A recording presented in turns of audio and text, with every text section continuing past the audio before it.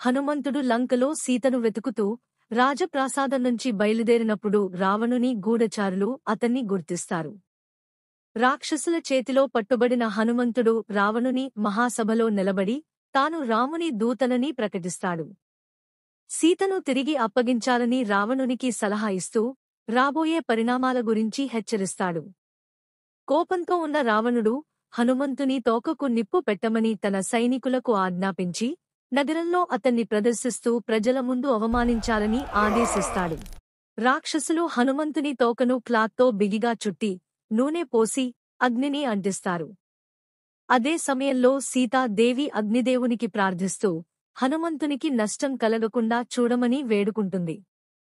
హనుమంతుడు హుషారుగా నవ్వుతూ అగ్ని అతన్ని ఏమాత్రం బాధించలేదనేలా అజ్ఞాత శక్తితో బంధాలను విరగదీస్తాడు. ఆపై మహాకాయునిగా మారి లంక నగరమీద చురుకుగా నిలబడతాడు. హనుమంతుడి అగ్నిప్రమేయమైన తోకతో ఒక బిల్డింగ్ నుండి మరో బిల్డింగ్కు వెళుతూ నగరాన్ని అగ్నికి ఆహుతి చేస్తాడు. సీతాదేవి ఉన్న ప్రాసాదం తోకను మాత్రం రక్షిస్తూ ఎంతో వేగంగా ముందుకు సాగుతాడు. పసిడి నగరం లంక మొత్తం అగ్నిలో కుక్కిలిపోతోంది. జనాలు భయంతో చూశారు. హనుమంతుని పర్యటన రావణుని గర్వాన్ని కదిలించగా నగరాన్ని నాశనం హనుమంతుడు తన తోకపై అంటిన అగ్నిని ఆర్పేందుకు సముద్రంలో ముంచుతాడు.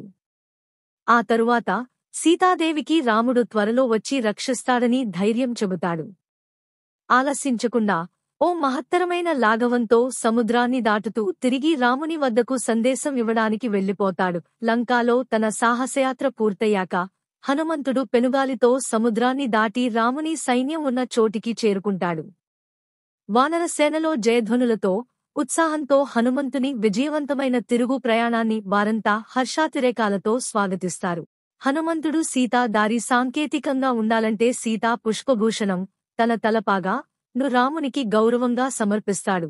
ఇది ఆమె సురక్షితంగా ఉన్నారని ఆమెతో సాక్షాత్కారం కూడా జరిగిందని సాక్ష్యంగా ఉంటుంది. హనుమంతుడు సీతాదేవి తిప్పిన విషాదాన్ని, ఆమె అశోకవటికలో బంధనంలో ఉన్న పరిస్థితిని మరియు రాముని రక్షణపై ఆమె ఉన్న నమ్మకాన్ని జాగ్రత్తగా వివరిస్తాడు. లంకను అడుగాడి రావణుని ప్రాసాదాన్ని దృష్టాంతంగా నశపరిచిన హనుమంతుడు రాక్షసులను భయపెట్టిన తన అగ్నిప్రమేయమైన తోకతో చేసిన అగ్రశత్రుత్వాన్ని వివరంగా చెప్తాడు. హనుమంతుడు సీత చేసిన తక్షణ స్పందన కోరుకుంది.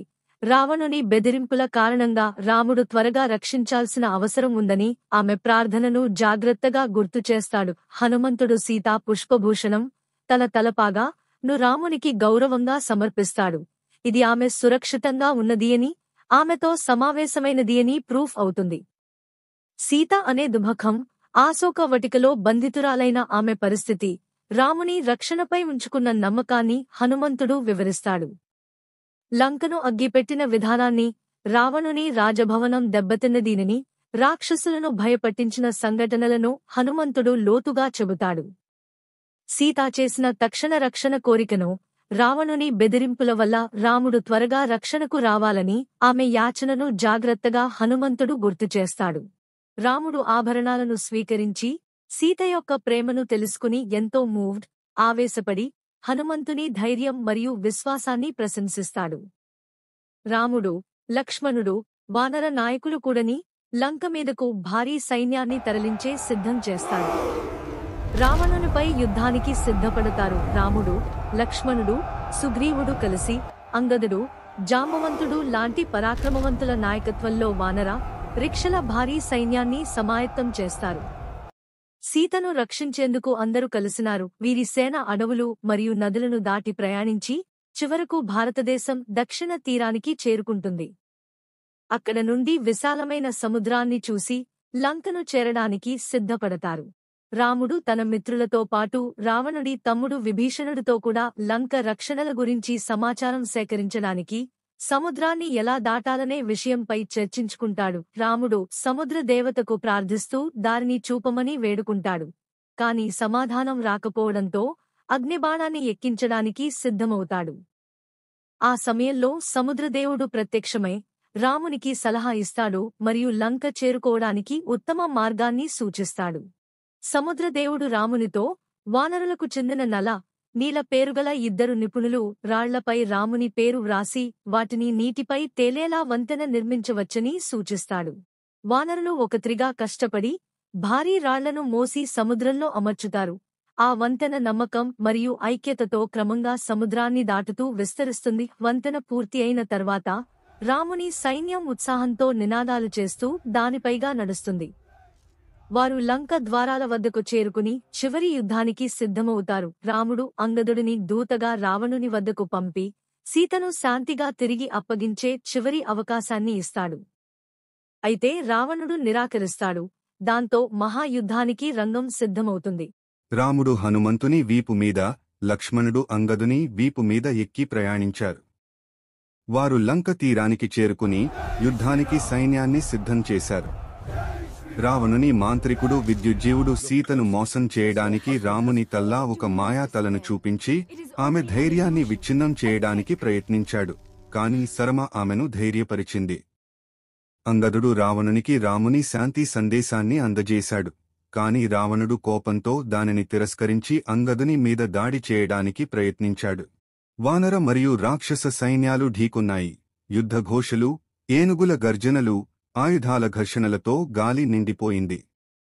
అంగదుడు ఇంద్రజిత్తుతో, హనుమంతుడు శరభుడితో, లక్ష్మణుడు దుర్ముఖుడితో మరియు ఇతరులు తీవ్రమైన యుద్ధంలో పరాక్రమంతో తలపడ్డారు.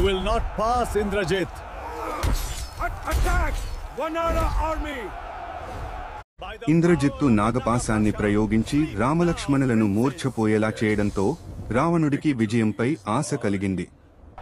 అప్పుడు మహాబలశాలి అయిన గరుత్మంతుడు వచ్చి ఇంద్రజిత్తు మాయ నుండి రామలక్ష్మణులను విడిపించడంతో వానర సైన్యం కొత్త ఉత్సాహాన్ని పుంజుకుంది. రాముడు, రావణుడు 7 రోజుల పాటు ధనుస్సులు, బాణాలు, దివ్యాస్త్రాలతో భీకరంగా యుద్ధం చేశారు. రావణుడి తలలు నరికినప్పుడల్లా అవి తిరిగి మొలుస్తూనే ఉన్నాయి. రావణుడి శక్తిని అధిగమించిన రాముడి బలమే ధర్మం కూడా వణుకెత్తుతోంది. ఫలితంగా వృభిషణ వంటి మిత్రులు కూడా రాముడి పక్షాన చేరుకున్నారు. తీవ్ర యుద్ధం అనంతరంగా రాముడు ఫైనలీ రావణుడిని మట్టికి పైబడి యుద్ధాన్ని ముగించాడు. సీతను కాపాడి లంకకు శాంతిని తీసుకొచ్చాడు. రావణుడి మరణానికి విషాదం పడుతున్న విభీషణ తన అన్నయ్యని కోల్పోవడం వల్ల శోకపడ్డాడు. రాముడు అతనిని సంతాపించాడు మరియు యద్దించిన యోధుని మరణానికి గౌరవవంతమైన ఇంటికల్పన కార్యక్రమాలను నిర్వహించేందుకు సూచించాడు.